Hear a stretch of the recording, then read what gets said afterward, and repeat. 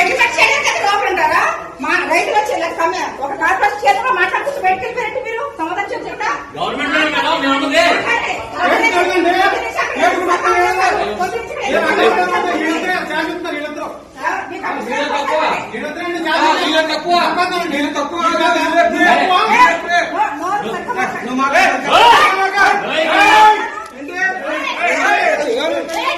ఏంటి ఆడలమే కొత్తలో మర్యాద ఉండదు. ఆడలమే చేయలేదు నాకు పడకలైనా కూడా మీ ఊరేనా? మీ ఊరేనా? నా పక్కన ఆడలు జరుగుతుందంటే మామూలు చెప్పారు. మీరు ఇమీడియట్ కేసు మీరు కేసు అడిగితే అభివృద్ధి చెప్పారు. నేను లైవ్ చెప్తా. ఒక కార్పొరేషన్ చేయడం మీద వాళ్ళు మాట్లాడితే మీరు పట్టించుకోవాలి. నా కొడుకు ఎవరు? మీరు ఏఎస్పీ గారితో మీరు మాట్లాడా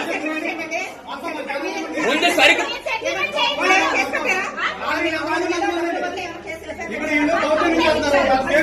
కంప్లైంట్ ఎంక్వైరీ చేయండి. మేము చెప్పాము. మీరు ఏఎస్పీ గారితో మాట్లాడి ఆయన ఏఎస్పీ గారితో మాట్లాడారు. ఏం చెప్పారు?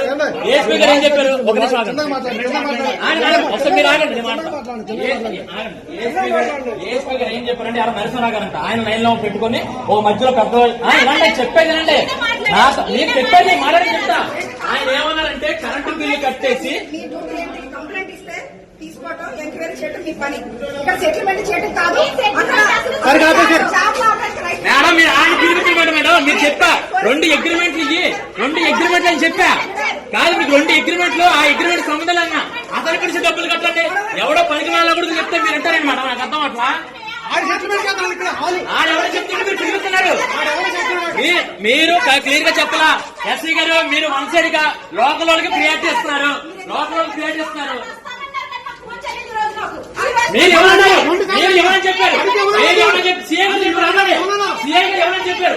సీఏ గారు మాకు సంబంధం లేదు మీకేమైతే అన్నారు. ప్రొడక్షన్ అన్నారు. ఎవరన్నారు? ఒకసారి మీ ఫోన్ లో మిస్డ్ కాల్ తీసుకోండి. ఎన్నిసార్లు చేసాం ఫోన్ మీకు నెంబర్ లో తర్వాత చేయండి మేడం. మీరు గవర్నమెంట్ లో ఉన్నారు కాదు మేడం. కాదు మేడం. మీరు పబ్లిక్ రెస్పాన్సిబిలిటీ.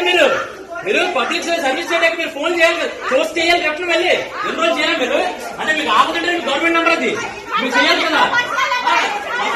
ఆ నెంబర్కి ఇచ్చారు. మాకు ఆ నెంబర్కి ఇచ్చారండి. ఆ నెంబర్కి ఇచ్చారు. ఆయన బిల్లు ఇస్తారు ఈయన బిల్లు ఇస్తారు. అవసరం ఏం చెప్తే అది రాపిస్తారు. ఏంటి